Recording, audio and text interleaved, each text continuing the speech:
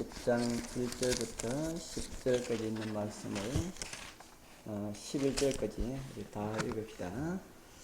내가 보니 시작.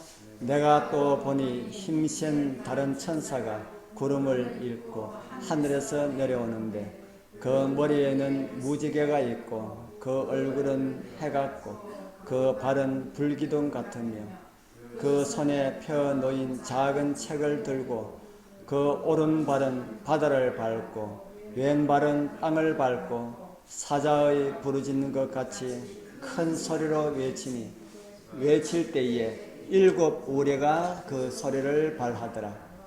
7 우레가 발할 때에 내가 기록하렵고 하나가 들으니 하늘에서 소리가 말하기를 7 우레가 발한 것을 인봉하지 말고 내가 본 바 바다와 땅을 밟고 섰는 천사가 하늘을 향하여 오른손을 들고 세세토록 살아계신 자 곧 하늘과 그 가운데 있는 물건이며 땅과 그 가운데 있는 물건이며 바다와 그 가운데 있는 물건을 창조하신 이를 가리켜 명시하여 가로되 지체하지 아니하리니 7째 천사가 소리내는 날 그 나팔을 불게 될 때에 하나님의 비밀이 그 종 선지자들에게 전하신 복음과 같이 이루리라.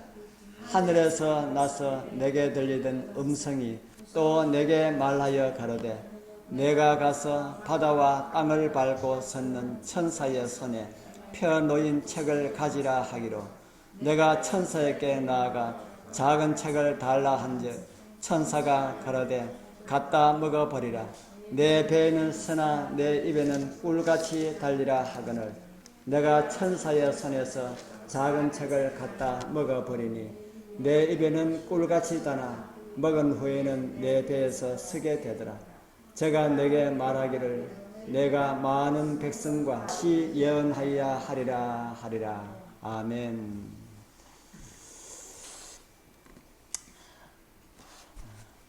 오늘은 우리 요한계시록 10장에 있는 말씀을 가지고 꿀같이 달았던 작은 책이다라는 제목으로 같이 은혜를 나누고자 합니다. 지난번 우리 요한계시록 9장하고 10장하고 비교해보면 아주 많은 부분이 다른 내용이 참 많이 나옵니다. 9장에는 좀 이렇게 뭐라 할까요? 9장에는 아주 막 강한 이런 내용들이 많이 있습니다. 철갑이 나오고 유황, 불과 연기 이런 하나님의 심판에 관한 심판을 상징하는 이런 용어들로 가득 차 있는데 이제 10장을 읽어보면은 이 복음으로 가득 찬 이런 상징들의 모습을 우리는 보게 됩니다. 지난번 7인을 우리가 살펴볼 때에도 6째 인과 7인 사이에 혹시 뭐가 들어있는지 혹시 아십니까? 6째 인과 7째 인 사이에 인치는 사업이 들어있습니다. 6장에 6째 인까지 마지막 절까지 6째 인하고 7장에 들어가면은 인치는 천사가 등장하는 이런 내용이 나오고 8장에 7째 인을 떼시는 이런 내용이 나오고 있습니다. 마찬가지로 이번에도 6째 나팔과 7째 나팔 사이에 이 요한계시록 10장이 들어있다. 정말 아주 놀라운 그런 성경의 배열이라 하는 그런 생각이 듭니다. 그래서 이 7째 나팔과 6째 나팔 사이에 들어있는 이런 내용은 또 우리에게 많은 것을 알려주고 있습니다. 요한계시록 10장은 너무나도 유명한 내용이다 보니까 우리 재림 성도들은 여러 번 듣고 또 잘 이해하시는 그런 내용이라 하는 생각이 듭니다. 복습하는 그런 의미에서 말씀을 통해서 하나님의 섭리와 우리를 사랑하시는 말씀을 깨닫는 그런 은혜가 함께하길 축복합니다. 요한계시록 10장 1절을 우리가 열면은 힘센 다른 천사가 무엇을 입고 내려옵니까? 구름을 입고 내려온다. 구름을 어떻게 입었을까? 하긴 뭐 요한이 볼 때에 구름을 입었다라는 이런 내용으로 우리에게 가르쳐 주고 있습니다. 여기 나오는 이 구름을 입고 내려온 이 천사는 누구일까? 누굽니까? 우리 다른 교인들에게 예수님이라고 하면 큰일 납니다. 왜냐하면 여기 보면 다른 천사가라는 말이 있기 때문에 예수님을 했다가 예수도 천사가 이렇게 이야기합니다. 여기 나오는 이 천사의 신원이 누구일까? 구름을 입고 하늘에서 내려오는데 그 머리 위에는 뭐가 있다 그럽니까?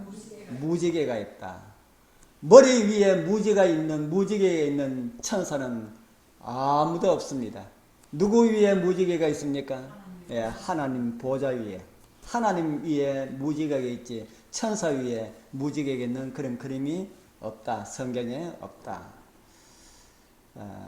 그 얼굴은 해 같고 그 발은 불기둥 같고 그 손에 펴놓인 작은 책을 들고 그 오른발은 바다를 밟고 왼발은 땅을 밟고 사자에 부르짖는 것 같이 큰 소리로 외칠 때에 7 우레가 그 소리를 발하더라. 여기에 나오는 이 7 우레는 정말 예수님의 그 재림과 이런 내용이 아닐까 하는 생각이 듭니다. 그래서 그 7 우레 요한은 들었지요. 요한은 듣고 그 내용을 기록하려고 하니까 그것은 기록하지 말라 하는 말씀을 하고 있습니다. 여기에 요한계시록 10장 1절부터 3절에 나오는 이 모습하고 똑같은 모습이 또 요한계시록 1장에 나옵니다. 요한계시록 1장 13절에서 16절에 나오는 이분은 예수님이라고 하는데 아무도 반대를 하지 않습니다. 장감리 교인도 여기 나오는 이분은 예수님이라 하는데 아무도 반대를 하지 않는다는 말입니다. 그러면 여기 나오는 요한계시록 1장 13절에서 16절에 나오는 이분과 아까 우리가 읽어본 10장에 나오는 이 두 말씀을 제가 같이 볼 수 있도록 이렇게 비교를 해드립니다. 여기 나오는 분의 얼굴은 노랗게 제가 표현을 해놨습니다. 얼굴은 뭐 같다 그랬습니까? 얼굴은 해 같고 그 발은 어떠다 그랬습니까?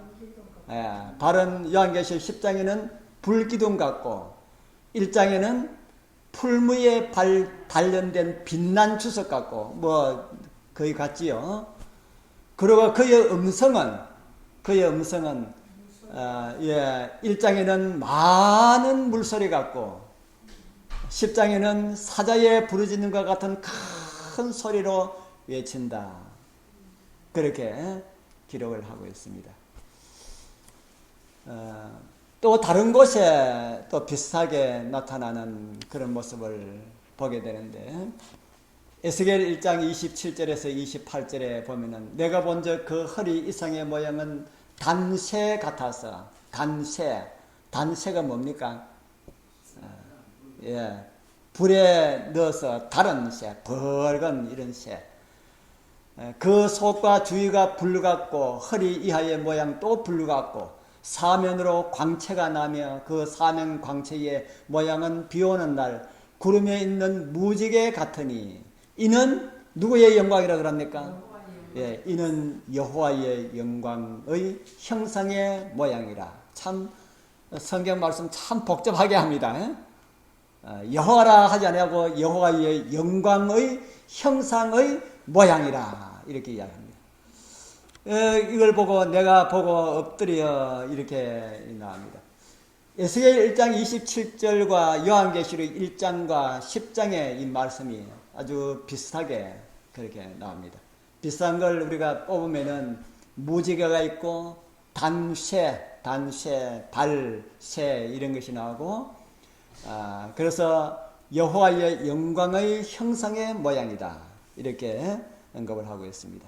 그러면 이분이 누구인지 히브리서 1장 3절은 오늘 우리에게 이렇게 말씀을 해주겠습니다. 같이 한번 읽어보겠습니다. 이는 시작 이는 하나님의 영광의 광채시요 그 본체의 형상이시라.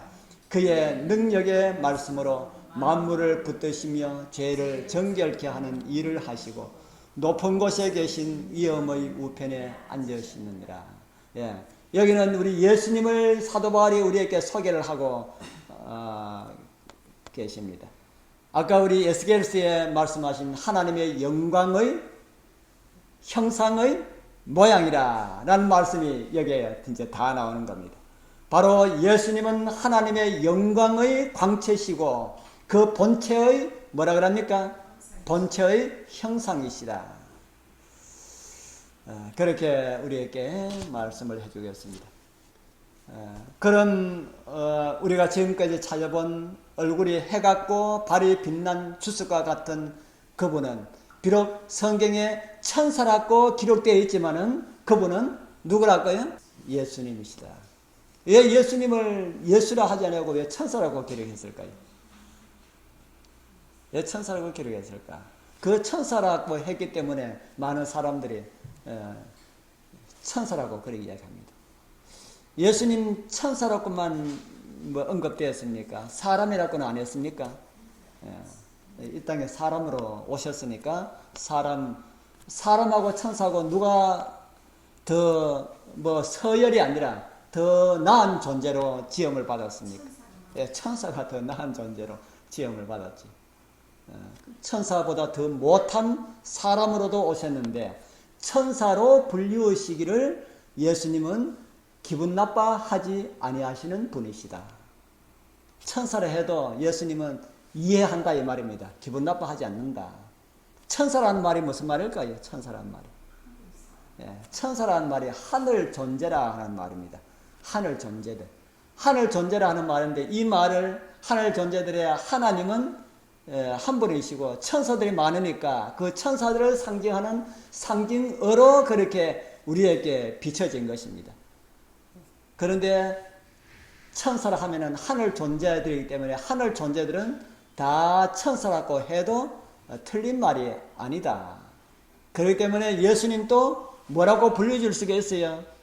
예수님도 천사로 불려질 수가 있다. 왜? 천사라고 해서 피조물이라고 하는 말이 아니다 하는 말입니다. 그런데 우리 예수님께서 아까 우리가 읽어본 그 말씀에는 손에 무엇을 들고 있다 그럽니까? 잊어버리셨습니까? 손에 무엇을 들고요? 손에 작은 책을 들고 오른발은 무엇을 밟고요? 오른발은 바다를 밟고 왼발은 무엇을 밟고요? 왼발은 땅을 밟고 참 거창하게 계십니다. 손에는 책을 들고 오른발은 바다를 밟고 왼발은 땅을 밟고 이 말은 무슨 말일까요? 다 이해를 잘 하십니다.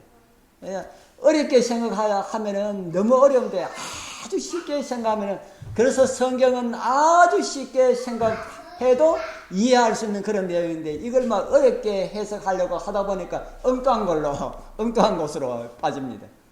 아주 쉽게 해석하면은 땅하고 바다하고 하면은 다 뭐가 됩니까? 지구의 몽땅, 지구 몽땅. 지구를 대표하는 거 한다면은 하나는 바다고 하나는 땅이지 않습니까? 성경에도 바다는 뭘 상징합니까? 사람이 많이 사는 세상을 상징하고 있고 땅은요 사람이 살지 아니하는 이런 곳, 한적한 곳. 그러니까 바다와 땅을 밟았다는 것은 사람이 많이 사는 곳이든지 사람이 살지 않는 곳이든지 하나님께서 다 이 천사가 다 이렇게 밟고 책을 들고 서 있다. 그런 모습으로 오늘 우리에게 비춰지고 있다 하는 겁니다. 그러면은 이분이 손에 들고 있는 이 작은 책은 어떤 책일까요? 이 책은 어떤 책일까? 지난번에 우리가 요한계시록 5장에서 하나님 보좌에 계신 분 오른손에 봉함된 인봉된 7인으로 인봉된 그 책을 우리가 보았습니다. 그래서 그 책을 읽을 때마다 우리가 요한계시록에 나타난 이런 내용들을 우리가 보게 되었죠. 그 책에 구체적으로 기록되어 있는 그 책의 내용은 지난번에 무엇이라고 말씀을 제가 드렸는데 기억납니까? 그 책의 내용은 어떤 내용이 기록되어 있을까? 저와 여러분들의 뭐하고 관련되어 있는 내용들요? 예, 저와 여러분들의 구원과 관련된 내용들이 기록되어 있다. 그러면은 여기 이분이 예수님이라고 이제 그래서 나타난 예수님께서 손에 들고 있는 이 작은 책은 어떤 책일까? 이 책도 우리의 구원과 관련이 있는 책일까요? 구원과 관련이 있는 책일까요? 관련이 있는 책이겠지. 이 책을 알아보기 위하여서 우리는 어떻게 하면 되겠습니까? 이 책을 알아보기 위하여서 책이 어떤 상태로 되어 있다고 합니까? 책이 어떤 상태로 이게 천사가 손에 들고 있는 책이 지금 어떻게 되어 있습니까? 이래 있습니까? 이렇게 있습니까? 예, 펴 있다. 펴 있는 책이다. 펴 있다라는 말은 옛날에는 어떻게 되어 있었다 하는 걸 우리에게 암시적으로 가르쳐주는 그런 내용이기도 합니다. 그전에는 어떻게 되어 있었다고요? 그전에는 덮여 있었는데 이 천사가 내려오면서 이 책을 펴게 했다. 그래서 우리로 하여금 알게 했다 하는 겁니다. 이 정도 하면은 우리는 다 감을 잡으시지요. 성경에 덮어 봉함된 책이 있는가? 성경은 우리에게 뭐 하기 위해서 주셨습니까? 읽고 깨닫고 구원받으라고 주셨는데 성경도 보지 말라 한 책이 있다는 거지요. 성경에 보지 말라 한 책이 있다. 다니엘서 12장 4절 같이 한번 읽어보겠습니다. 다니엘아 시작. 다니엘아 마지막 때까지 이 말을 간수하고 이 글을 봉함하라. 많은 사람이 빨리 왕래하며 지식이 더하리라. 예. 이곳에 봉함된 책이 나오죠. 어떤 책입니까? 다니엘서. 하나님께서 다니엘서를 마지막 때까지 봉함하라 이렇게 하셨습니다. 그리고는 왜 그렇게 어떻게 말씀하셨습니까? 많은 사람이 말할 것이랄까요? 많은 사람이 빨리 왕래하고 지식이 더할 것이다. 지식이 더하면은 어떻게 된다는 말입니까? 지식이 더하면은 덮여진 책이 밝히 깨달아 알 때가 올 것이다. 이 마지막 때까지 간수하라 이렇게 말씀했는데 이 마지막 때는 언제일까요? 마지막 때.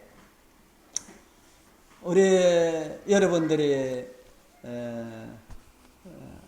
일찍 신앙을 하셨다면은 어렸을 때에도 마지막 때라는 소리를 아마 들으셨을 겁니다. 제가 우리 재림교회 제일 처음에 나올 때 제 나이 9살 때 우리 아버지 엄마 따라서 장로교회 다니다가 계획을 해서 따라서 갔는데 그날 그해 사경회 제일 첫 사경회에 권숙년 목사님이 오셨는데 광목을 이만하게 이렇게 큰 광목에다가 이상한 그림들을 쫙 갖다 놔놓고 그걸 해석하는데 그게 머릿속에 박혀가지고 아직까지 잊어버리지 않습니다. 무슨 그림일까요? 다니엘서에 나오는 그림. 우상 그림, 짐승 그림 쫙 갖다 놔놓고 그렇게 설명을 해주는 그런 내용을 들었습니다. 그러면서 그때 말씀하시기를 지금이 바로 뭐라고 했을까요? 마지막 때라고. 그 마지막 때가 이렇게 50년이 넘었는데 지금 또 역시 마지막 때라고 합니다. 그래서 어떤 분들은 그런 이야기 하지요. 옛날에도 마지막 때를 했다. 옛날에도 마지막 때를 했는데 뭐 만날 마지막 때라 한다 그렇게 하지요. 이 마지막 때는 언제부터 마지막 때라 그럽니까? 성경이 마지막 때라고 하는 시간이 있습니다. 언제부터요? 1844년이 아닌 1700년부터 마지막 때라고 그럽니다. 우리가 다니엘서를 지난번에 우리 다니엘서를 쭉 공부하면서 1798년에 어떤 일이 일어났습니까? 로마 교황권이 몰락되던 그 해. 그래서 다니엘서 보면은 마지막 때에 다니엘서 11장 44절부터 보면은 마지막 때에 남방왕이 북방왕을 찌르리니라는 이 말씀이 있습니다. 그래서 북방왕이 몰락되는 이런 때를 가지고 마지막 때라 그렇게 말을 하고 있습니다. 그래서 로마 교황권의 종말은 1798년 이 마지막 때를 알리는 그런 종소리와 같았다. 그렇게 우리는 이해할 수가 있습니다. 그럼 이 다니엘서가 마지막 때까지 정말 봉함되었을까? 다니엘서가 다 봉함되었을까? 다니엘서 2장 누가 해석했습니까? 다니엘서 2장을 누가 해석했습니까? 다니엘서 2장 다니엘서 2장 예, 다니엘서 2장 다니엘이 해석했지요. 그렇게 어렵게 생각하지 마시라니까 자꾸 어렵게 생각하니까 힘이 드는 겁니다. 다니엘서 2장은 다니엘이 해석했습니다. 그러면은 마지막 때까지 봉함하려 했는데 몰라야 했는데 왜 해석을 했습니까? 아니라 하는 거죠. 아니라 다니엘서 가운데서 봉함된 내용이 있다는 겁니다. 다니엘서 전체를 다 봉함한 것이 아니고 다니엘서 가운데서도 다니엘까지도 몰랐던 이런 내용이 있었다. 정말 그럴까요? 다니엘이 섰는데 자기가 서놓고도 자기가 모르는 이런 내용이 있을까요? 봉함하라 하는 이 말씀을 듣고도 다니엘이 얼마나 알고 싶어 했을까? 얼마나 궁금해 했을까? 우리 여러분들은 자기가 말해 놔놓고도 자기가 모르는 거 있습니까? 자기가 말해 놔놓고도 자기가 모르는 거. 어제 아래 뭐 했다 해놔놓고 내가 무슨 말 했지? 잘 없잖아요. 뭐 성경적인 이런 내용 외에는 잘 없잖아요. 그런데 이 다니엘은 자기하고도 관계되고 우리하고도 관계되고 다니엘 백성들하고도 관계되는 이런 내용을 이야기를 듣고 다니엘은 그걸 알기 위하여서 끙끙대다가 수일을 앓고 지냈던 그런 적이 있었다고 성경에 보면 나오고 있습니다. 다니엘서 8장 13절 14절 우리 같이 읽어보겠습니다.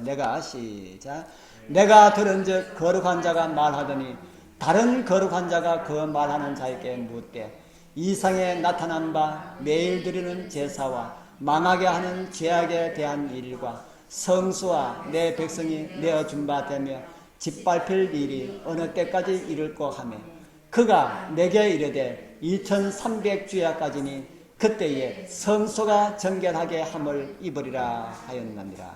아멘. 이곳에 하나님께서는 다니엘에게 엄청난 것을 보여줍니다. 매일 드리는 제사가 어떻게 되고요? 짓밟히게 되고 성소가 어떻게 되고요? 성소가 유린당하고 하나님의 백성들이 박해를 당하고 진리가 짓밟히는 이런 일들이 보면서 이것이 언제까지 이르게 될 것이랄까요? 2300주야까지 이르게 되리니 지금 다니엘이 이 계시를 볼 때에 다니엘은 어떤 처지에 있었나 하면은 이스라엘은 멸망당하고 하나님의 성소는 회파당하고 진리는 짓밟히고 하나님의 백성들은 다 포로가 되어서 바벨론에서 억압을 당하고 고통 가운데 있는 그런 시대였습니다. 그런데 다니엘도 성경 공부를 열심히 했을까요? 열심히 했겠지요. 그래서 다니엘이 예레미야서를 보니까 이스라엘의 멸망이 70년이 차면은 돌아가게 해주겠다라는 말씀이 예레미야서에 나옵니다. 그래서 다니엘이 자기 이 역사를 보니까 70년이 거의 돼가고 있어요. 그런데 이제 페르시아의 고레스가 이제 쳐들어왔습니다. 쳐들어와서 바빌론이 이제 멸망되었습니다. 그러니까 하나님께서 고레스를 통해 가지고 또 이스라엘을 해방시켜 주겠다는 말씀이 있습니까? 없습니까? 있잖아요. 이사야에. 그러니까 지금이 바로 그 시기구나 해가지고 다니엘은 기도하기 시작했습니다. 그리고 9장에 보면은 다니엘이 금식 기도하는 내용이 나오고 있고요. 그 금식 기도를 원하도록 하기 위해 가지고 뭘 했습니까? 사단이 사자굴을 만들어 놔놓고 사자굴에 집어넣으려고 다니엘을 집어넣으려고 하는 그 배경이 이 배경입니다. 그래서 다니엘이 이걸 알기 위하여서 기도하는데 이런 계시가 딱 내려졌어요. 며칠까지요? 2300주야까지니. 이 말씀을 듣고 다니엘은 혼절했다. 혼절했다. 왜 혼절했을까요? 70년이 되면은 돌아가겠다 했는데 2300주야는 연이다 하는 걸 압니다. 그러면 2300년이까지 우리 백성이 이렇게 있어야 되나? 얼마나 간지 모릅니다. 그래서 또다시 9장에 보면은 이 2300주야를 알기 위하여서 기도하는 이런 내용이 나오고 있습니다. 그리고 그 기도할 때에 하나님께서 응답을 해주셨고, 응답해 주기 위하여서 하늘의 천사 가브리엘이 이렇게 파견되는 이런 모습을 보게 됩니다. 다니엘서 9장 23절 같이 한번 읽어보겠습니다. 곧 시작. 곧 네가 기도를 시작할 즈음에 명령이 내렸으므로 이제 네게 구하러 왔느니라. 너는 크게 은총을 입은 자라. 그런즉 너는 이 일을 생각하고 그 이상을 깨달을지니라. 그 이상을 뭐하라 그럽니까? 깨달을지니라. 그렇게 말합니다. 그러고 난 다음에 이 다니엘이 그 이상을 깨달았는지 깨닫지 못했는지는 알 수 없이 9장이 맞춰집니다. 다니엘이 깨달았을까요? 못 깨달았을까요? 다니엘이 아마 깨닫지 못하고 죽지 않았을까 하는 그 생각이 듭니다. 다니엘이 그 계시를 본 약 2400년 후 한 농부에 의하여서 다니엘이 그렇게 알기를 원하였던 2300주야가 밝혀지기 시작하였습니다. 그래서 그 결과로 봉함된 책은 꿀같이 달아 배에서는 어떻게 됐다 그럽니까? 배에서는 쓰게 되었더라. 요한계시록 10장 9절에서 10절에 나온 내용이죠. 내가 천사에게 나아가 작은 책을 달라 한즉 천사가 가로되 갖다 먹어버리라. 네 배에는 쓰나 네 입에는 꿀같이 달리라 하거늘 내가 천사의 손에서 작은 책을 갖다 먹어버리니, 먹어버리다 하는 것은 그 말씀을 해석한다, 이해한다 하는 말입니다. 그 말씀을 내가 이해를 하니까 입에는 뭐같이 달았어요? 너무너무 달았다. 너무너무 달았다. 그런데 속에 들어가니까 배에서는 어떻게 되더라고요? 쓰게 되더라. 재림교회의 태동에 관한 그 내용을 그렇게 언급을 하고 있습니다. 아까 드린 말씀처럼 침례교회의 교인이었던, 침례교회의 평신자였던 월리엄 밀러는 다니엘서와 요한계시록에 깊은 관심을 가지고 성경과 성구 사전만을 가지고 다니엘서를 연구하기 시작했습니다. 참 대단한 사람이죠. 이 사람이 월리엄 밀러의 사전입니다. 우리는 다 월리엄 밀러보다 훨씬 더 나은 환경 가운데 살고 있습니다. 배운 것도 월리엄 밀러보다 못하지 않고 자료도 우리는 훨씬 더 많은 자료를 가지고 있습니다. 그러나 그는 정말 이 성경에 대한 뜨거움이 있었고 열심이 있었거든요. 저와 여러분들 성경에 대한 뜨거움과 열심이 있다면 누구만큼 될 수가 있습니까? 월리엄 밀러만큼 우리가 될 수가 있다. 그래서 하나님의 그 오묘 깊은 것을 우리 다 이해할 수가 있을 것이라고 하는 생각이 듭니다. 그가 다니엘서를 깊이 연구하고 난 다음에 결론은 1844년 10월에 2300주야가 1844년 10월에 끝난다는 사실을 깨닫고 1844년 10월에 예수님께서 오신다 하고 그렇게 전하기 시작했습니다. 이 말씀을 연구하고 난 다음에 5년 동안 말씀을 전하지 못하고 망설였다고 합니다. 왜냐하면은 그 전하면은 나를 보고 전부 다 미친 사람이라 할 건데 누가 이거 받겠느냐. 그렇게 망설이고 있다가 기회가 되어서 말씀을 전하기 시작했는데 말씀을 전하기니까 그 말씀에 힘이 탄력이 붙어가지고 엄청나게 많은 사람들이 이 월리엄 밀러를 따르게 되었습니다. 그래서 1844년 전, 10년 전 1834년에는 정식으로 목사 안수를 받았습니다. 평신자가 정식으로 목사 안수를 받았습니다. 그런데 목사 안수를 받은 바로 그해 11월 13일에는 하늘에서 별이 떨어지는 기현상이 일어났습니다. 뭐가 탄력을 더 받겠습니까? 예수님께서 오시기 전에 하늘에서 뭐가 떨어질 것이라고요? 별들이 떨어질 것이라고 하는 이 예언과 함께 복음을 전했는데, 예수님의 재림을 전했는데 진짜 별 소나기가 떨어지니까 얼마나 많은 사람들이 장감리교회 막 각 개신교에서 이렇게 쏟아져 나간지 모릅니다. 미국에만 5만 명이 받아들였고 1844년 10월에 예수님의 재림을 기다리는 사람은 약 10만이나 되는 그런 사람들이 되었다. 그렇게 기록을 하고 있는 것을 우리는 보게 됩니다. 그들은 깨달았을 때에 예수님께서 1844년 10월에 오신다는 것을 그들이 깨달았을 때에는 그들의 마음은 어땠을까요? 너무너무 달콤했다. 너무너무 좋았다. 그런데 그것은 거기서 끝나지 않고 그들에게 실망이 주어졌지요. 큰 실망이 그의 예수님께서 오시지 않았기 때문에 실망이 주어졌습니다. 그러나 여기서 끝은 아니라고 요한계시록 10장 11절은 오늘 우리에게 말씀을 하고 있죠. 같이 한번 읽어보겠습니다. 시작. 제가 내게 말하기를 내가 많은 백성과 나라와 방과 임금에게 다시 예언하여 하리라 하더라. 어떻게 해야 된다고요? 다시 재림의 기비를 전했는데 그것으로 끝이 아니다. 다시 복음을 전해야 한다.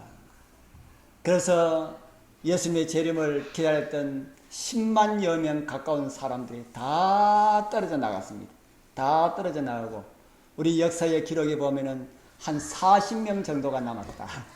10만 명 가운데 다 떨어져 나가고 약 한 40명 정도가 남았다. 그 40명이 누굽니까? 제7일 안식일 예수 재림교회 모태가 된 사람들입니다.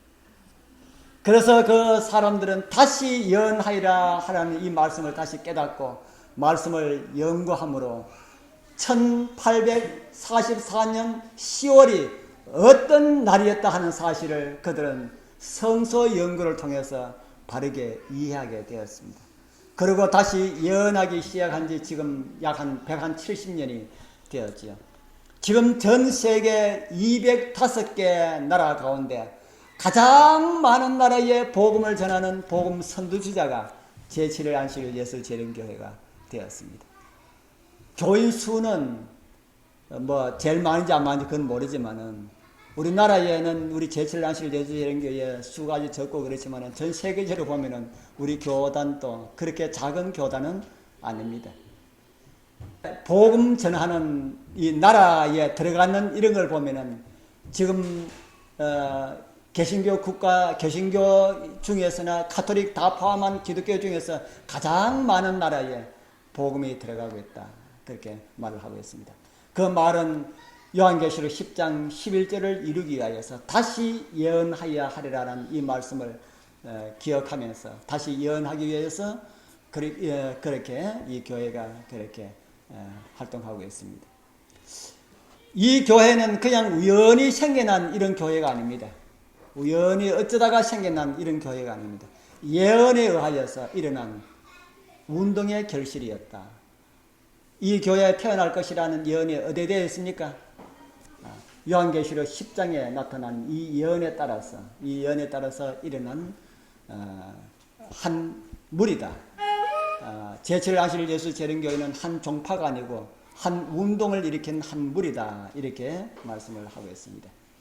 이제 주님께서 7째 나팔을 부으실 때에 우리 다음에 우리 11장에 보면은 7째 나팔이 나옵니다. 우리 주님께서 7째 나팔을 부을 때에 하나님의 비밀이 이루어지게 될 것이다. 그렇게 말합니다. 7째 나팔을 불면은 뭐가 된다는 말입니까? 그러면 7째 나팔을 불면 예수님이 재림이다 하는 겁니다.